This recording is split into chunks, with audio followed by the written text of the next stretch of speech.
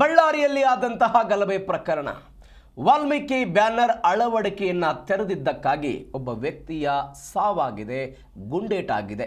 ಈ ಎಲ್ಲ ಘಟನೆಯ ನಂತರ ಕೆಪಿಸಿಸಿ ಅಧ್ಯಕ್ಷರೂ ಆಗಿರುವ ರಾಜ್ಯದ ಉಪಮುಖ್ಯಮಂತ್ರಿ ಡಿ.ಕೆ. ಶಿವಕುಮಾರ್ ಇವತ್ತು ಬಳ್ಳಾರಿಗೆ ತೆರಳುತ್ತಾ ಇದ್ದಾರೆ. ಮಧ್ಯಾಹ್ನ 12 ಗಂಟೆಗೆ ಬಳ್ಳಾರಿಗೆ ಬರ್ತಾರೆ ಡಿ.ಕೆ. ಶಿವಕುಮಾರ್. ಬಳ್ಳಾರಿಯಲ್ಲಿ ಆದಂತಹ ಬ್ಯಾನರ್ ಗಲಾಟೆ, ಪಕ್ಷದ ಕಾರ್ಯಕರ್ತ ಮೃತಪಟ್ಟಿದ್ದಾನೆ. ಘಟನೆಯಲ್ಲಿ 25 ವರ್ಷ ವಯಸ್ಸು, ಒಂದು ಅಂಗಡಿ ಇಟ್ಕೊಂಡು ಜೀವನವನ್ನು ನಡೆಸ್ತಾ ಇದ್ದ ಈ ವ್ಯಕ್ತಿಯ ಮನೆಗೆ, ಮೃತ ರಾಜಶೇಖರ್ ರೆಡ್ಡಿ ಅವರ ನಿವಾಸಕ್ಕೆ ಡಿ.ಕೆ. ಶಿವಕುಮಾರ್ ತೆರಳುತ್ತಾರೆ, ಸಾಂತ್ವನ ಹೇಳ್ತಾರೆ ಕುಟುಂಬಸ್ಥರು. ಅದಾದ ನಂತರ ಘಟನಾ ಸ್ಥಳಕ್ಕೆ ಭೇಟಿ ಕೊಟ್ಟು ಅಧಿಕಾರಿಗಳ ಜೊತೆಗೆ ಡಿ.ಕೆ. ಶಿವಕುಮಾರ್ ಸಭೆಯನ್ನು ನಡೆಸ್ತಾರೆ. ಹೀಗಾಗಿ ಡಿ.ಕೆ. ಶಿವಕುಮಾರ್ ಅವರು ಬರ್ತಾ ಇರೋ ಹಿನ್ನೆಲೆ ಭಾರಿ ಬಿಗಿ ಭದ್ರತೆಯನ್ನು ಕೈಗೊಳ್ಳಲಾಗಿದೆ.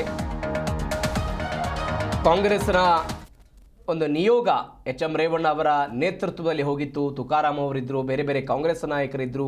ಅವರು ಒಂದು ವರದಿಯನ್ನು ತಯಾರು ಮಾಡಿಕೊಂಡಿದ್ದಾರೆ. ಈ ಘಟನೆ ಏನಾಯಿತು, ಯಾಕಾಯಿತು, ಸಾವೇನಾಯಿತು, ಏನು ಎತ್ತ ಅನ್ನೋದ್ರ ಬಗ್ಗೆ ಒಂದು ವರದಿಯನ್ನು ತಯಾರು ಮಾಡ್ಕೊಂಡಿದ್ದಾರೆ. ಜಮೀರ್ ಅಹ್ಮದ್ ಖಾನ್ ಹೋಗಿದ್ದರು, ಕಂಪ್ಲಿ ಗಣೇಶ್ ಬಳ್ಳಾರಿಗೆ ಬಂದಿದ್ದರು.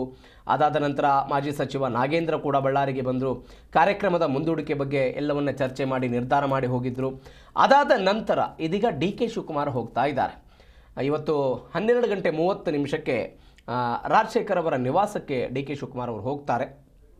ಅವರಿಗೆ ಒಂದಿಷ್ಟು ಸಾಂತ್ವನದ ಮಾತುಗಳನ್ನು ಹೇಳ್ತಾರೆ. ಅದ ನಂತರ ಏನಾದರೂ ಅವರ ಮುಂದಿನ ಜೀವನೋಪಾಯ ಇದೆ ಅಲ್ವಾ, ಈತನನ್ನೇ ನಂಬಿ ಬದುಕ್ತಾ ಇದ್ದಂತಹ ಕುಟುಂಬ ಅದು. ಹೀಗಾಗಿ ಏನಾದರೂ ಪರಿಹಾರದ ರೂಪದಲ್ಲಿ ಸರ್ಕಾರದ ಮಟ್ಟದಲ್ಲಿ ಪಕ್ಷದ ವತಿಯಿಂದ ಏನಾದರೂ ಅವರಿಗೆ ಸಹಾಯ ಹಸ್ತ ಕೊಡುವಂತಹ ಸಾಧ್ಯತೆಗಳಿದೆ. ಸಾಂತ್ವನದ ಮಾತುಗಳನ್ನು ಹೇಳ್ತಾರೆ. ಅದಾದ ನಂತರ ಈ ಘಟನೆ ಏನಾಯ್ತಲ್ಲ, ಸಿರುಗುಪ್ಪ ರಸ್ತೆಯಲ್ಲಿರುವಂಥ ಜನಾರ್ದನ್ ರೆಡ್ಡಿ ಅವರ ನಿವಾಸದ ಎದುರುಗಡೆ ಈ ದೊಂಬಿಗಳು, ಗಲಾಟೆಗಳು, ಕಾರದ ಪುಡಿ ಎರಚಿದ್ದು, ಹೊಡೆದಾಡಿಕೊಂಡಿದ್ದು, ಅದಾದ ನಂತರ ಖಾಸಗಿ ಗನ್ಮ್ಯಾನ್ನಿಂದ ಶೂಟ್ ಆಗಿದ್ದು, ಈ ಸ್ಥಳ ಏನಿದೆ ಈ ಸ್ಥಳಕ್ಕೆ ಡಿ.ಕೆ. ಶಿವಕುಮಾರ್ ಹೋಗ್ತಾರೆ. ಡಿ.ಕೆ. ಶಿವಕುಮಾರ್ ಹೋಗಿ ಅಧಿಕಾರಿಗಳ ಜೊತೆಗೆ ಸಭೆಯನ್ನು ನಡೆಸ್ತಾರೆ. ಡಿ.ಕೆ. ಶಿವಕುಮಾರ್, ನಾವು ತನಿಖೆಯನ್ನು ಮಾಡ್ತೀವಿ ಅಂತ. ಇತ್ತೀಚೆಗೆ ಜನಾರ್ದನ್ ರೆಡ್ಡಿ ನನಗೆ Z+ ಸೆಕ್ಯೂರಿಟಿ ಬೇಕು ಅಂತ ಹೇಳಿದಾಗ ಅಮೆರಿಕ ಸೆಕ್ಯೂರಿಟಿ ತರಿಸ್ಕೊಳ್ಳಿ ಅಂತ ಡಿ.ಕೆ. ಶಿವಕುಮಾರ್ ವ್ಯಂಗ್ಯವಾಡಿದ್ರು. ನಾವು ನಾರಾ ಭರತ್ ರೆಡ್ಡಿ ಅವರ ಜೊತೆಗೆ ಗಟ್ಟಿಯಾಗಿ ನಿಲ್ತೀವಿ ಅನ್ನುವಂಥ ಮಾತುಗಳನ್ನು ಹೇಳಿದರು. ಯಾಕಂದರೆ ಅವರು ಪಕ್ಷದ ಶಾಸಕರವರು, ಮೊದಲ ಬಾರಿ ಶಾಸಕ ಆಗಿದ್ದಾರೆ ನಾರಾ ಭರತ್ ರೆಡ್ಡಿ ಬಳ್ಳಾರಿ ನಗರದಿಂದ. ಈ ಘಟನೆಯೆಲ್ಲ ಆದ ನಂತರವೂ ಕೂಡ ನಮ್ಮ ಪಕ್ಷ ಮತ್ತು ನಾವು ಶಾಸಕರ ಜೊತೆಗೆ ನಿಲ್ತೀವಿ ಅನ್ನುವಂಥ ಮಾತುಗಳನ್ನು ಡಿ.ಕೆ. ಶಿವಕುಮಾರ್ ಹೇಳಿದರು. ಜನಾರ್ದನ್ ರೆಡ್ಡಿ ಅವರನ್ನು ವಿರೋಧ ವ್ಯಕ್ತಪಡಿಸಿದ್ರು.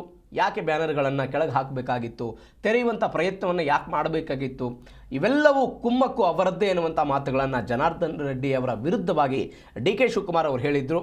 ಇವೆಲ್ಲದರ ನಡುವೆ ಇವತ್ತು ಬಳ್ಳಾರಿಗೆ ತೆರಳುತ್ತಾ ಇದ್ದಾರೆ ಡಿ.ಸಿ.ಎಂ. ಡಿ.ಕೆ. ಶಿವಕುಮಾರ್.